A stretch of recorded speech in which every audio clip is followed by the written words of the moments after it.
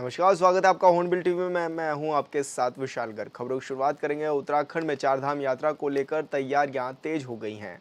इस बार चारधाम यात्रा को सुगम बनाने के लिए लगातार प्रशासन अलर्ट मोड पर है। इसी को लेकर बद्रीनाथ केदारनाथ मंदिर समिति के अध्यक्ष अजेंद्र अजय ने बताया कि केदारनाथ के कपाट 10 मई को खुलने जा रहे हैं। उन्होंने बताया कि सभी तरह की तैयारियां पूरी हो चुकी हैं। अभी तक करीब 20 लाख श्रद्धालुओं ने रजिस्ट्रेशन करा लिया है। उन्होंने कहा कि जिस तरह का उत्साह देखने को मिल रहा है, ऐसे में तैयारियां भी वैसे ही की जा रही हैं। देखिए, पर्यटन विभाग द्वारा जो चारधाम यात्रियों के लिए पंजीकरण की व्यवस्था प्रारंभ की गई है, उसमें अब तक लगभग 20 लाख के आसपास श्रद्धालुओं ने अपना पंजीकरण करा लिया है। और जैसा कि हमको पूर्व में भी अनुमान था, हमें सूचनाएं भी थी कि इस वर्ष भी बड़ी भारी संख्या में श्रद्धालु धामों में आएंगे, तो उस अनुरूप प्रदेश सरकार के स्तर से, माननीय मुख्यमंत्री जी के स्तर से, बद्रीनाथ केदारनाथ मंदिर समिति के स्तर से अपनी यात्रा तैयारियों को लेकर के जो कार्य योजना थी वो पूर्व में ही अपनी बना दी गई थी और उस अनुरूप हम अपने कार्य योजना के अनुरूप उस पर कार्य कर रहे हैं।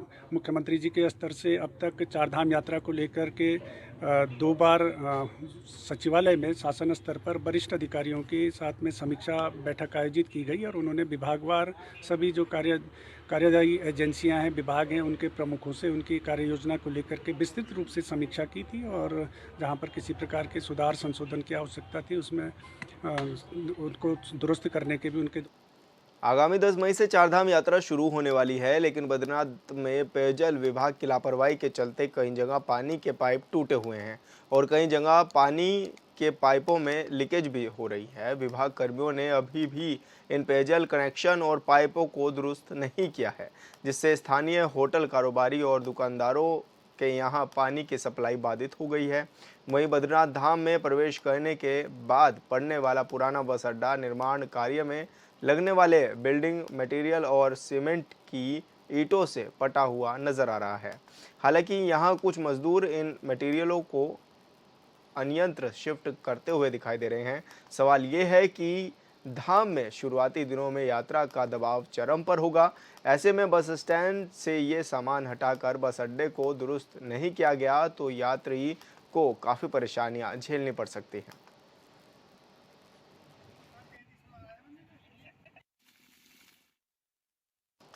और संवाददाता संजय कुंवर हमारे साथ फोन लाइन पर जुड़ गए हैं। संजय, किस तरह की तैयारियां भी हैं चारधाम यात्रा को लेकर के, और जिस तरह से बद्रीनाथ में देखा जा रहा है कि जगह जगह पाइप टूटे हुए हैं, तो इससे भी काफ़ी परेशानियां हो रही होंगी वहाँ के लोगों को। बिल्कुल विशाल जी, देखिए भगवान बद्री विशाल के धाम के कपाट जो है खोलने में अब महज 3 से 4 दिन का समय बाकी है। हालांकि बद्रीनाथ केदारनाथ मंदिर समिति जो मंदिर परिसर है, सिंह द्वार सहित तमाम मंदिर परिसर के रंग रोगन सहित अन्य कार्यों में जुटी हुई है। लेकिन जिस तरह से अन्य जो कार्यदायी संस्था हैं, उसमें पेयजल निगम की जो है यहाँ पे अभी लापरवाही दिखाई दे रही है, क्योंकि जो पुनर्निर्माण जो मास्टर प्लान बद्रीनाथ में चल रहा है उसके चलते जो है जो पेयजल के कनेक्शन है वो इधर से उधर हुए हैं और कई जो बर्फबारी के बाद क्षतिग्रस्त हुए थे और लिहाजा जो पेयजल विभाग के जो कर्मी जो यहाँ पे ये कार्य दुरुस्त करने के लिए भेजे गए हैं, उनके द्वारा जो है समय से यहाँ पे अभी कार्य नहीं किया गया, तो जगह जगह बस स्टैंड से लेके साकेत चौराहे तक, तिराहे तक जो है जो बड़ी बड़ी पाइपलाइनें हैं वो क्षतिग्रस्त हुई है। जगह जगह से लीकेज हो रहा है, काफी मात्रा में पानी निकल रहा है। यात्रा बिल्कुल नजदीक है, लेकिन अभी तक इसे दुरुस्त नहीं किया जा रहा। तो कहीं ना कहीं जो है यहाँ पे जो पेयजल कर्मी है उनकी संख्या भी यहाँ पे विभाग को बढ़ानी चाहिए और जल्द से जल्द काम पूरा करना चाहिए, क्योंकि 10 तारीख से पहले 48 घंटे पहले ही यहाँ पे जो तीर्थयात्री है उनके वाहन जो यहाँ पहुंच जाते हैं, तीर्थयात्री यहाँ पे पहुंच जाते हैं। तो पेयजल की सबसे बड़ी समस्या जो है मास्टर प्लान निर्माण कार्य के बाद जो है यहाँ पे होटल स्वामियों को प्लस जो यहाँ पे मूल निवासी हैं, जो यहाँ के स्थानीय लोग हैं, उन्हें जो है शुरुआती जो 15 से 16 दिनों में पेयजल की काफी कमी होती। तो इस तरह ध्यान रखना चाहिए संबंधित विभाग को कि जो मैन पावर है और जो कर्मचारियों की संख्या वहाँ पे बढ़ाई जाए, क्योंकि बहुत प्रेशर होता है विभाग के लिए, प्रशासन के लिए। वीआईपी आते हैं और बड़ी बात कि 20 से 25 हजार तीर्थयात्री जो है प्रतिदिन बद्रीनाथ की आवाजाही करते। तो इस तरह की जो लेट लतीफी जो है कहीं न कहीं जो शुरुआती दिनों में जी, तीर्थयात्रियों को बिल्कुल काफी सही कहा दिक्कत संजय होती। आपने कि पहले से पहले तैयारियां पूरी करनी होगी। बहुत बहुत शुक्रिया आपका तमाम जानकारी साझा करने के लिए। आगामी चारधाम यात्रा को लेकर परिवहन विभाग एक्शन मोड में नजर आ रहा है। आरटीओ की ओर से यात्रा में तैनात कांस्टेबलों को यात्रा में ट्रैफिक व्यवस्था को बेहतर बनाने के लिए भी ट्रेनिंग दी जा रही है। इसी को लेकर आरटीओ प्रशासन सुलेश शर्मा ने कहा कि यात्रियों की सुरक्षा को देखते हुए कांस्टेबल और परिवहन अधिकारियों की सभी जिलों में ड्यूटी लगाई गई है। साथ ही होमगार्ड और पीआरडी जवानों को भी तैनात किया गया है, जिससे कोई गाड़ी अगर यात्रा के हाईटेक चेक पोस्ट में प्रवेश कर रही हो तो वो गाड़ी ओवरलोड ना हो और उसका ग्रीन कार्ड बना हुआ हो।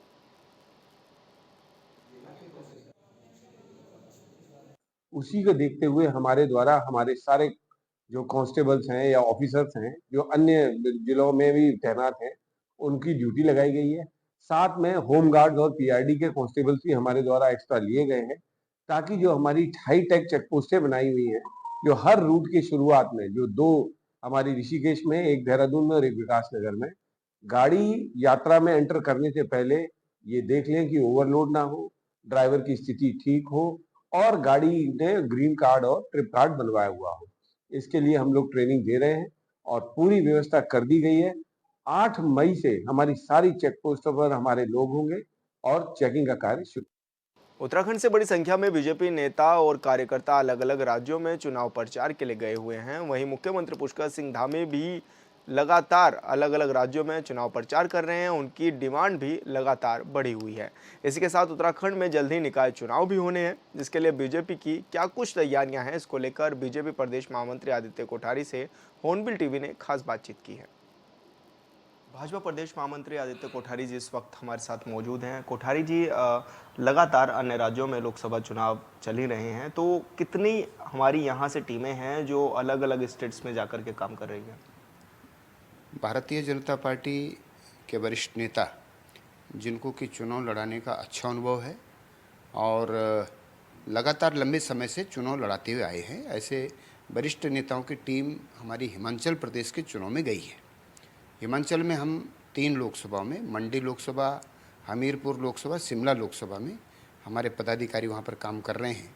27 तारीख से पदाधिकारी वहाँ पहुँच गए थे और इसमें मंडी लोकसभा में 26 पदाधिकारी हमारे काम कर रहे हैं, जिसमें हमारे कैबिनेट मंत्री डॉक्टर धन सिंह रावत जी भी हैं, पूर्व केंद्रीय मंत्री और सांसद अजय टमटा जी भी वहाँ काम कर रहे हैं।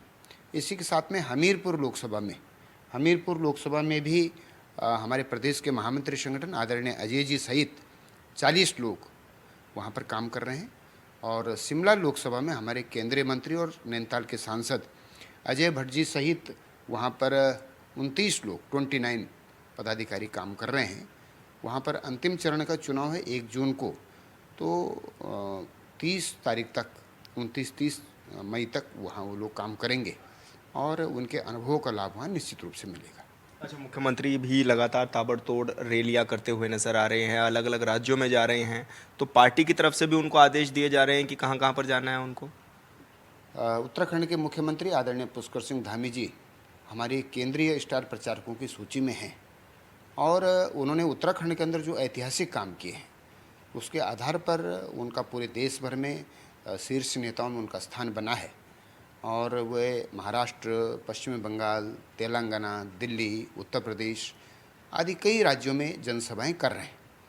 अभी भी उनकी लगातार मांग है और ये जो पूरा मई का महीना बचा हुआ है इसमें उनकी अधिक सभाएं होने की संभावना है और उत्तराखंड में जो पूरे देश का पहला स्थान रहा है यूसीसी को लागू करने में, यहाँ के राज्य विधानमंडल दल से यूसीसी का विधेयक पारित हुआ है और उस विधेयक को महामहिम राष्ट्रपति के पास हस्ताक्षर करने के लिए भेजा गया है।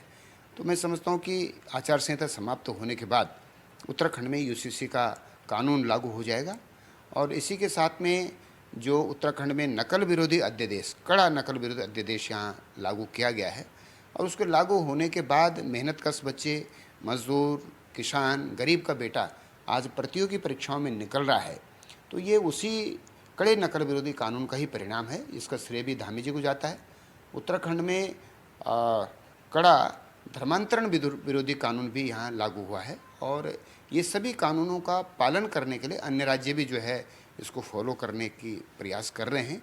तो मुझे लगता है कि ये जो बड़े बड़े काम उत्तराखंड के अंदर हुए हैं, इन कामों के आधार पर ही पुष्कर सिंह धामी जी का स्थान पूरे देश भर में बना है और उनका उपयोग पार्टी पूरे देश भर में कर रही है। अच्छा भाई साहब, क्योंकि पहले प्रथम चरण में ही उत्तराखंड में मतदान हो चुका है, 4 जून को हालांकि रिजल्ट भी आएगा, लेकिन पार्टी लेवल पर किस तरह की चर्चाएं भी हैं या किस तरह से आप लोग जान रहे हैं कि क्या कुछ मत पड़ा होगा लोकसभा वार? और क्योंकि आप आकलन भी पूरा जुटा रहे होंगे अपने नेताओं से, अपने कार्यकर्ताओं से और लोगों से के मन भी आप टटोल रहे होंगे।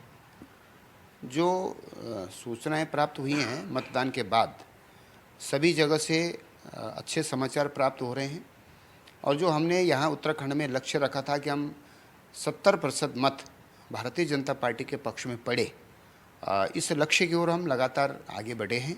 हालांकि ईवीएम मशीनें, मत सभी के ईवीएम मशीन में बंद हो चुके हैं, 4 जून को खुलेंगे, लेकिन परिणाम जैसे ही आएगा हमारी 5 लोकसभाएं हम 70% से अधिक वोटों के साथ में जीतेंगे, ये हमारा पूरा विश्वास है। अच्छा भाई साहब, निकाय चुनाव भी क्योंकि प्रदेश में होने हैं, क्या मान रहे हैं, किस तरह की तैयारियां भी हैं? क्योंकि अभी जिस तरह से वोटर लिस्ट भी अपडेट होना है और भी तमाम विषय हैं आपके कार्यकर्ता, लेकिन अभी हाल फिलहाल में जैसे बाहर हैं, अन्य राज्यों में हैं, तो कितना आप चुनौती भी मानते हैं और कितनी तैयारी भी है आपकी?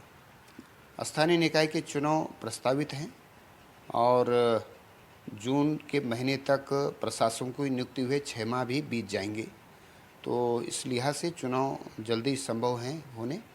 लेकिन निकाय चुनाव की प्रक्रिया जब लोकसभा की आचार संहिता पूरी होगी उसके बाद ये प्रक्रिया प्रारंभ होगी। अभी मतदाता सूची में संशोधन का काम चल रहा है, क्योंकि निकायों के द्वारा अपनी अनंतिम सूची जारी की गई थी और उसमें देखने में आया कि बहुत सारे नाम छूटे हुए हैं, बहुत सारे नाम मिसप्रिंट हो रखे हैं, बहुत सारे नाम गलत चढ़ रखे हैं। जो जिस वार्ड में निवासी नहीं करते उस वार्ड में उनके नाम मतदाता सूची में चढ़े हैं। तो भारतीय जनता पार्टी ने राज्य चुनाव आयोग से मांग की थी कि इसके लिए 1 महीने का समय दिया जाए ताकि मतदाता सूची में संशोधन का वक्त मिल सके। चुनाव आयोग ने पार्टी की मांग को स्वीकार करते हुए 15 दिन का समय दिया है और वर्तमान में एक बहुत बड़ा अभियान मतदाता सूची में संशोधन का अभियान चल रहा है। मतदाता सूची में ये संशोधन होने के बाद फिर आरक्षण का भी रोस्टर जारी होना है, लेकिन अभी राज्य चुनाव आयोग के द्वारा लोकसभा चुनाव की आचार संहिता के मद्देनज़र केंद्रीय चुनाव आयोग से परमिशन ली है कि हम आरक्षण में अधिसूचना जारी करने के लिए हमें अनुमति दी जाए। अभी तक वो अनुमति यहाँ प्राप्त नहीं हुई है, तो मेरा अनुमान ये है कि 6 जून तक लोकसभा की आचार संहिता है, उसके बाद हम निकाय के चुनाव की प्रक्रिया सरकार के द्वारा आगे बढ़ाई जाएगी। धन्यवाद सर, हॉर्नबिल टीवी से बात करने के लिए। आदित्य कोठारी जी को आप सुन रहे थे, जो कि साफ तौर पर कह रहे थे कि हमारे तमाम कार्यकर्ता नेता अभी राज्य से बाहर हैं, जो कि अन्य प्रत्याशियों के लिए भी मेहनत कर रहे हैं ताकि लोकसभा सीटें ज़्यादा से ज़्यादा जीत सके। हॉर्नबिल टीवी के लिए देहरादून से विशाल गर्ग। 1962 से लेकर 2024 तक जब कोई एक ही मांग उस सरकार से करता है जिसे उन्होंने चुना था, लेकिन अब वही सरकार उनकी ओर ध्यान देना तो दूर झांक कर भी नहीं देख रही है, तो फिर ऐसे में किसी का भी सब्र इम्तिहान दे जाएगा। उत्तरकाशी का सेकू गांव, जहां 1962 में सड़क बनी और अब तक ग्रामीण जो उनसे बन सकता था सब किया, लेकिन खाली हाथ ही रह गए हैं, जिसके बाद अब उन्होंने खुद सड़क की बीड़ा भी उठा लिया है। ऐसे में सरकारी नुमाइंदों से सिर्फ एक ही बात कही जा सकती है कि शर्म आनी चाहिए। इसी पे खुद बना रहे हैं सड़क। हाँ, सरकार को शर्म तो आएगी। किसी को शर्म नहीं आएगी, ये सिर्फ कहने की बात है। इतिहास गवाह है कि सियासत करने वालों ने अब तक सिर्फ झूठ और झूठ ही बोला है। अगर ऐसा नहीं है तो सत्ता किसी की भी रही हो, किसी भी सरकार ने इन ग्रामीणों की गुहार क्यों नहीं सुनी? और बात सिर्फ इन ग्रामीणों की नहीं है, ऐसे कई और हैं जो चिल्ला चिल्ला कर मदद की गुहार लगा रहे हैं, लेकिन कोई सुनने को तैयार नहीं। हम आप अगर किसी से कुछ वादा कर किसी कारण उसे पूरा नहीं कर पाते तो अगली बार सामने जाने से पहले 100 बार सोचते हैं। मन में ये ख्याल आता है कि जाकर उस व्यक्ति से आंखें कैसे मिलाएंगे। ये ख्याल आता है कि जब आमना सामना होगा तो क्या कहेंगे। लेकिन राजनीति में ऐसा कुछ नहीं होता, क्योंकि सियासत में शर्म, ईमान जैसे शब्दों का कोई मतलब नहीं है। हमारे पास न रोड है, मतलब हमारे कोई सुनते ही न शासन, न प्रशासन, न विधायक, न प्रधानमंत्री, न मतलब कोई भी मतलब आगे आने को तैयार ही नहीं है। हम कहाँ किसके पास जाएं, कहाँ अपनी व्यथा बताएं हम। तो हमने ये सोचा कि हम पूरा गांव अपने आप खुद अपनी रोड का वो करेंगे अब, क्योंकि हम थक गए जाते जाते। हमने कई बार वहाँ उत्तरकाशी में भी हमने डीएम के पास कई बार हमने वो किया, धरना दिया, पर हमने हमारी किसी ने भी आज तक आवाज़ नहीं सुनी। तो आप लोगों से गुजारिश है, आप बड़े से बड़े मतलब अखबार पे हुआ या मीडिया पे आप खूब बताएं, मतलब कि हमारे गांव में कैसे मतलब हम लोग कैसे यहाँ ये हो रहे कि हमारे मतलब चलने के लिए हमारे रास्ता ही नहीं है। मतलब बरसात में हमारे बच्चे स्कूल नहीं जा पाते, हमारी सबसे बड़ी समस्या तो ये है हमारी। लोकसभा चुनाव 2024 के पहले चरण में यानी 19 अप्रैल को उत्तराखंड की 5 लोकसभा सीटों पर वोटिंग हुई। चुनावी सभा में कांग्रेस हो या फिर बीजेपी, दोनों पार्टियों के नेता गला फाड़ फाड़ कर जनता से विकास कार्यों का जिक्र कर छाती पीट रहे थे। कोई कह रहा था हमने ये कर दिया, कोई कह रहा था हमने वो कर दिया, लेकिन सच से सभी काफी दूर है। इस बार के चुनाव में बीजेपी ने सबसे ज्यादा मातृ शक्ति की बात की थी। फिर मातृ शक्ति को ऐसा क्यों कहना पड़ रहा है कि सरकार को तो शर्म आएगी ही ना। तो तड़पता है बच्चा, हमारे लिए जब कोई सरकार नहीं तो हम तड़प रहे हैं। कोई मुख्यमंत्री नहीं, कोई विधायक नहीं, हमारी कोई देखभाल नहीं करते हैं तो हम तड़पते हैं। घर में मर जाएंगे, जब बीमार होंगे तो मर जाएंगे। जब कोई सरकार नहीं देखती तो हम खुद मर जाएंगे। तब बोलेंगे कैसे मरे, वहाँ नौजवान मरेंगे, बूढ़े मरेंगे, तो बेकार बोलना है ऐसा। हाँ, जब कोई देखभाल नहीं करना तो मत बोलो ऐसा भी कि ऐसा हुआ तैसा हुआ। किसी को चोट लग जाएगी, कोई गर्भवती महिलाएं हैं, कैसे जाएंगे हम नीचे। इसीलिए आप सड़क खुद बना रहे हैं आज? इसीलिए खुद बना रहे हैं हम सड़क। सरकार को शर्म तो आएगी। सड़क निर्माण में जुटे सेकू गांव के ग्रामीण श्रम दान कर खुद से लोग बना रहे सड़क। तस्वीरें देवभूमि उत्तराखंड के उत्तरकाशी की है, जहां जिला मुख्यालय से 14 किलोमीटर दूर एक गांव है जिसका नाम है सेकू गांव। 1962 में इस गांव में सड़क बनी थी जो वक्त के साथ बर्बाद हो गई। उसके बाद यहाँ के लोग सरकार से मदद की गुहार लगाते रहे। सालों तक धरना प्रदर्शन भी किया गया, यहाँ तक कि चुनाव का बहिष्कार तक कर दिया। इसके बाद भी ना तो शासन ने इन ग्रामीणों की बात सुनी, ना ही प्रशासन ने और ना विपक्ष ने। इतना कुछ होने के बाद भी जब किसी ने ध्यान नहीं दिया तो गांव के लोगों ने खुद ही सड़क निर्माण का कार्य शुरू कर दिया। सेकू गांव के बुजुर्ग से लेकर महिलाएं तक पारंपरिक तरीके से सड़क निर्माण कार्य में जुटी है। ये अंडा कान यपुना हम अपने घर में न कर काम ये यपुना है हम चलती रोड पर। मुख्यालय से मात्र 14 किलोमीटर का हाल देखिए। ना तो कांग्रेस ने ना ही बीजेपी ने दिया ध्यान। सड़क न होने से युवाओं की शादी तक नहीं। कहते हैं सड़क विकास की पहली सीढ़ी होती है।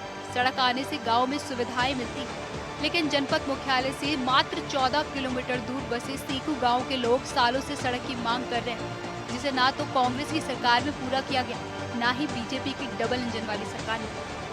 गांव में युवाओं का कहना है कि सड़क न होने की वजह से बच्चों को स्कूल जाने में परेशानी होती है।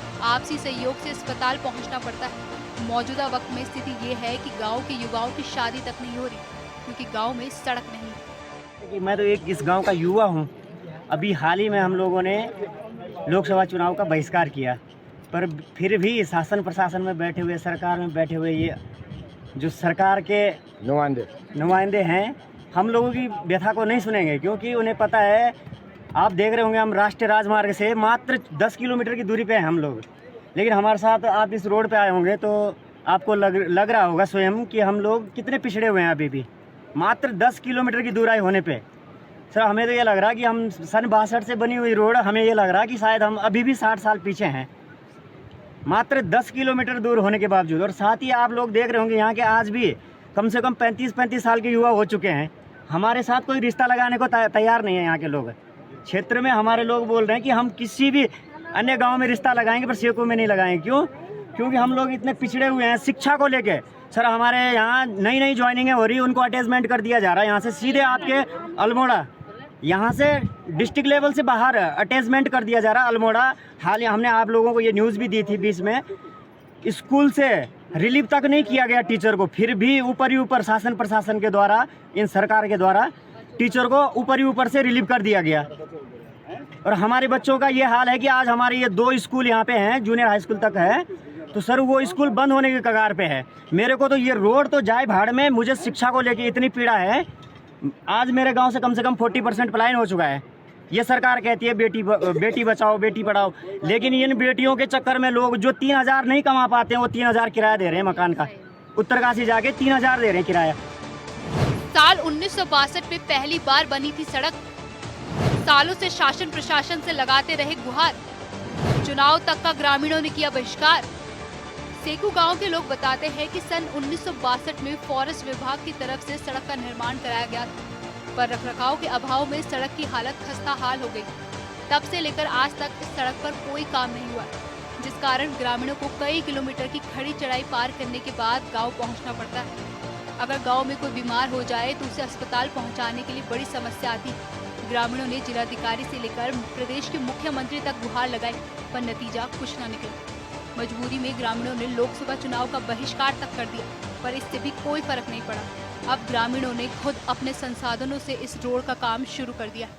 इतने साल सन 62 से बनी रोड है साहब, परंतु इस रोड के सूद कोई भी सरकार नहीं ले। पहले कांग्रेस की सरकार रही, अब बीजेपी की सरकार है। जो भी विधायक आता है वो कहता है कि 6 महीने के बीच आपकी रोड बन जाएगी, परंतु रोड जहाँ के तहाँ। आज गाँव वालों को जब परेशानी हुई, हमारी माताएं बहनें डिलीवरी होती है तो रात को हमें पीठ पे उठा के यहाँ तक लाना पड़ता है, तब 108 मंगानी पड़ती है, फिर उनको बाजार तक पहुँचाना पड़ता है। तो गांव वालों ने ये सोच लिया कि चलो भाई, अगर सरकार नहीं सुन रही तो खुद स्वयं अपने आप रोड बनाएंगे, क्योंकि सरकार शासन प्रशासन इस गांव की तरफ कोई ध्यान नहीं दे रहा है। तो मान्य मीडिया प्रभारी से आप लोगों सभी से मेरा निवेदन है कि ये शासन प्रशासन को आप लोग हमारी आवाज़ को पहुँचाए। कभी कांग्रेस तो कभी बीजेपी की रही सरकार, किसी भी पार्टी ने नहीं सुनी ग्रामीणों की गुहार। अब खुद से सड़क निर्माण कर रहे ग्रामीण। उत्तराखंड राज्य गठन के बाद राज्य में कभी कांग्रेस की सरकार रही है तो कभी बीजेपी की सरकार रही। मौजूदा वक्त में प्रदेश में बीजेपी की डबल इंजन वाली सरकार है और सरकार का दावा है कि गांव-गांव सड़क निर्माण का कार्य हो रहा है, जो सच नहीं है। ऐसा इसलिए क्योंकि इस बार के चुनाव में सड़क निर्माण की मांग पूरी न होने पर करीब 13,000 वोटरों ने वोट तक नहीं दिया। फिर सरकार का ये कहना, पहाड़ों में आज भी मूलभूत सुविधाओं का अभाव। मीडिया के सवालों पर कब तक देते रहेंगे दलीलें। बात सिर्फ उत्तरकाशी के सेकू गांव की नहीं है। उत्तराखंड पहाड़ी राज्य है, पहाड़ों में आज भी मूलभूत सुविधाओं की कमी है, ये कहने में कोई शक नहीं है। जिनकी जिम्मेदारी है वो एसी वाले चैम्बर में बैठकर आराम करते हैं और मीडिया के सवालों पर बड़ी बड़ी बातें करते हैं। कुछ समय बाद राज्य में निकाय चुनाव है, फिर उत्तरकाशी के सेकू गांव के लोग किसे वोट करें और क्यों वोट करें, ये बड़ा सवाल है जिस पर हम सभी को विचार करने की जरूरत है। Bureau report, hornbill TV. और फिलहाल इस बुलेटिन में इतना ही। आप देखते रहिए हॉर्नबिल टीवी। नमस्कार।